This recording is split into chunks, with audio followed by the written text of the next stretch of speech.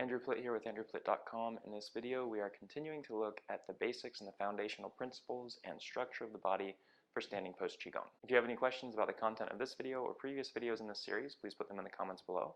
Also, let me know what your experience is with Standing Post Qigong. In this video, we're really going to be talking mostly about the Tian and kind of how that plays into your Standing Post Qigong practice and eventually how it plays into your Tai Chi practice. Now, there are a lot of different concepts and ideas out there about what the lower Tian is, and what I really want to focus on in this video is talking about it, thinking about it, and working with it in a way that's really useful for you in your Taiji practice and in your daily living, and not to spend so much time thinking about the more philosophical, esoteric, or energetic components of the lower Tian. I think that a lot of the common approaches to becoming aware of the lower Tian and using the lower Tian actually hinder our progress in training, and so I'm going to try to make this as accessible as possible to you in a way that's actually useful and not just intellectually stimulating. So the first thing we're going to do is talk about location of the lower Tian. And this is something that there's vast varying opinions out there. There are people that say, no, it's in this specific spot, people who say it's in a different spot. And I disagree with some of those based on my training, based on my experience, and based on what's actually been applicable for me, both in push hands and in other aspects of my training. So let's start by looking at this kind of from some of the other perspectives, but also from a practical perspective of what the usefulness of the lower Tian is, both in Standing Post Qigong and in Taiji training. One commonly held belief is that the lower Tian is actually just a few inches below the belly button and just slightly below the skin, so it's basically right here and not very far back into the body. So if we think about what the Tian is used for in Standing Post Qigong, it's the center of our structure. It's the center from which we expand out, both down and up, and it's the center to which we draw in, both from down below and in from up above. So this sinking down in the front and expanding up in the back and out through the arms, that's all from the lower Tian. Again, down into the legs, that expansion down in front of the heels, the drawing up from the Yongquan point, bubbling well point, and the insides of the legs back, that's all from the lower Tian. Stationary, there's that internal expansion and pulling in, expansion and pulling in circuit that's going on, expansion and relaxation down. All of that's going on internally. Looks like we're just standing, right? All that expansion and return is happening, all with the center being the lower Tian is like the center of that action going on while we're standing. So you don't really see it as something that has much to do with movement other than that internal movement, that intention that's going on through the whole body. When you get into Tai Chi training, when you start to move, that's the area from which you move. The saying in Tai Chi is that when one part moves, all parts move. And the one part that that's talking about is the lower Tian. So when that moves, that's what causes motion through the rest of the body. All motion comes from here. It starts with the lower Tian. So if we think of this idea as the Tian being basically right here, just below the surface of the skin, a few inches below the belly button, if we think of that as a center of motion, it's not a great place to move from, right? So if I'm using my spine as a central axis through the body because I have this expansion through it and I can use it to turn the body and maintain good balanced structure all the way through the body, maintaining the same principles that we talked about in Standing Post Qigong. When I do that, this center of motion is going to be swinging around out here, right? So it's going to be out here moving around instead of being a center from which I move the body. And that is not as stable. And also if I'm like keeping it in one spot and moving my body around it, then what I'm doing is, rather than keeping my frame well structured and moving things around it, I'm bouncing my frame around and putting it in less structured positions. So really this idea of it being right here is not great either for standing post or for our Tai Chi movement. So what we want to think of is, instead of being right here at the surface, is think further back. So the distance down from the belly button is good, just a few inches down from the belly button. But we want to think all the way back to about here. And so kind of the center line of the body here, something that you'll find if you look at a picture of a side view of the spine. So if you look at a picture of a skeleton from the side view with kind of an overlay that you can see through of the body, you'll see that the sacral promontory and the front of the lower lumbar vertebrae really come out quite a bit farther than you would expect.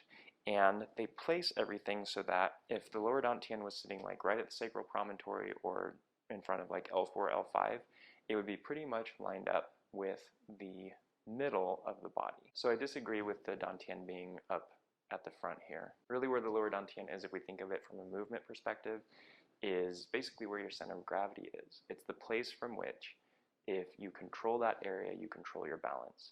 And if the balance of that area is lost, it goes out from over its base or is upset in some way, that's really where you lose your balance. It's when you lose control of the center of gravity. And where that tends to be is sort of anywhere from right in front of your lumbar vertebra 4 down through the sacral promontory, kind of anywhere in that area right in front of the vertebrae. So if we think about that, it matches up quite well with this idea of it being below the belly button and back more, kind of more toward the center of the body, more center line here. Now it can be useful to Google some images of the spine from a side view like this. What you'll find is that basically from L4 to the sacral promontory, that general area, right in front of that, lines up really well with the Hui Yin point. And if you're not sure what the Hui Yin point is, it's basically if you're to follow the insides of the legs up into the crotch area, and it's halfway between the genitals and the anus, so it's kind of the center point where everything comes together. And it's right where your perineal body is located.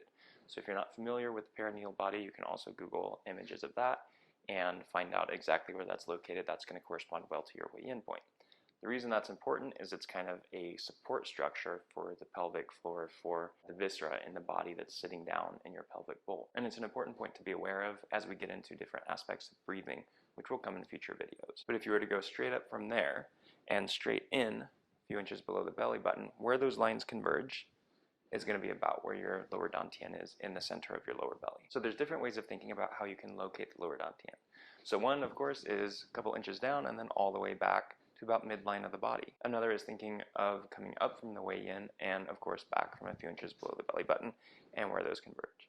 And then another way of thinking of it is thinking from the back, go to the front of the vertebral bodies, L4, L5, and about the sacral promontory, right in front of that, and that's going to be the location of your lower dantian. So if you have any spinal models available where you can actually look at those structures and kind of feel them and play with them and see how they relate to the pelvis and everything else in the body, that's great. If you don't have that available, I would highly recommend Googling some images of the skeleton of the body and just seeing how that location relates to the rest of the body, just to get kind of an idea of the area that we're talking about. And all of that is great for sort of mentally conceptualizing where the lower dantian is located.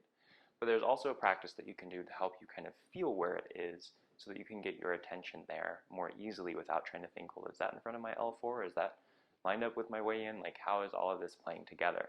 So let's work on that right now and just kind of get a feel for where the lower dantian is before we move forward. So the easiest way to do this is just start with your feet about shoulder width apart, and you're going to put your weight, of course, right in front of the heels, have the draw up at the bubbling well, bend the knees slightly, keep the hips in the correct alignment, and you're just going to feel where your belly button is and then go a couple inches below that.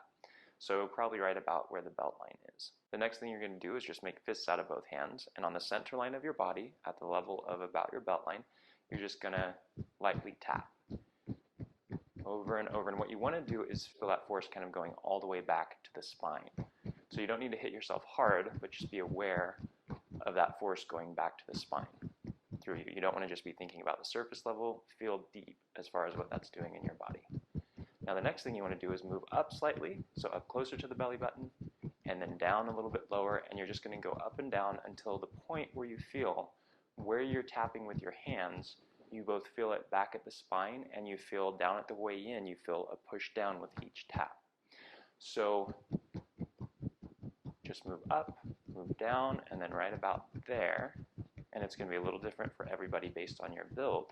You're going to find a spot where you feel that sort of shaking right in front of the lower spine, down next to the sacral promontory, between L4 and sacral promontory, and you're also going to feel that pulsing at the Hui Yin. And when you feel that, that's the location, that place where you're feeling that sort of shaking in front of the spine, that's the location of your lower dantian.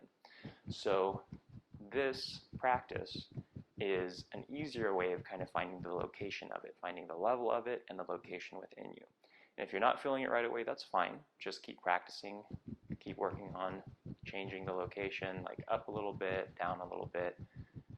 And then when you find that spot, then just continue to tap on that spot and continue to let that bring your awareness to the spot in front of the spine where your lower dantian is located. So this is an exercise that you can use not only to locate the lower dantian, but also to help bring your awareness to that area so that you know where you're expanding from, where you're returning energy to, and sort of the main focus of all your movements and all of your structure in Standing Post Qigong, so it would be the main focus of your structure in Standing Post Qigong, and your movements in Taiji training. And once you've located your lower dantian, keep that spot in mind and see how that changes your structure and your expansion and relaxation, your inward and outward intentions when you're doing your Standing Post Qigong.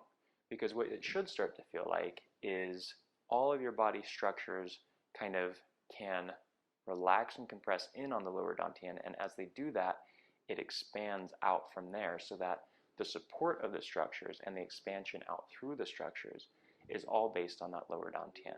And in the beginning, that may not make any sense, and that's fine. You may not feel anything like that in the beginning, and that's fine.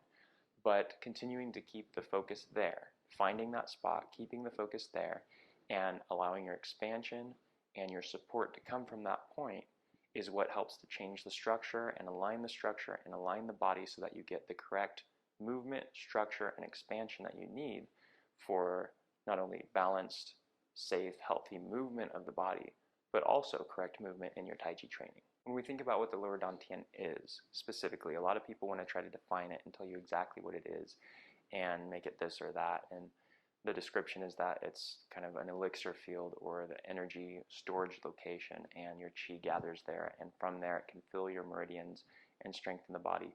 There's a lot of ideas like that, and I think that's great, these different ways of thinking about it. But as far as those things being really useful in our practice, I don't think that a lot of those ideas do a lot for us. And I think understanding the center of gravity is really one of our best physical correlations to the location and the function of the lower dantian is hugely helpful in a practical way. And that doesn't negate any of the other concepts of it, but if we get too sidetracked on what it is, we can lose the benefits of its function. So again, remember in Tai Chi, it's not about focusing on the chi moving so much as it is having the intention.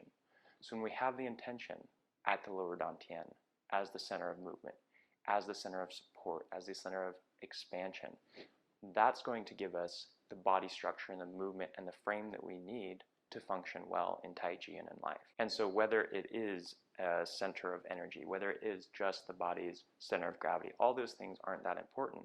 If we use it correctly in our training, we can get benefits from it. And then it can be fun to think about, what specifically it is. But all of those things are less important. What specifically is less important than how we use it. So in this video, I really wanted to focus more on finding it and bringing your awareness to that area and learning to use that as your support for everything else, so that it's a useful concept, it's a useful thing for you in your training, rather than trying to define exactly what it is. And that brings us to the end of this video. As always, if you have any questions about what we talked about in this video or previous videos in this series, please put them in the comments below. Also share your thoughts about the lower dantian, what you think it is, where you think it's located, if you agree with what I said in this video or if you don't. And also let me know if the concepts, the way that I've described it in this video has helped you in your training. I would love to know if there's a clearer way to describe it, or if what I described here was actually useful for you. If you did enjoy this video, please like the video, subscribe to my channel, and become a supporting member of this channel to help ensure that more videos like this will be made available in the future.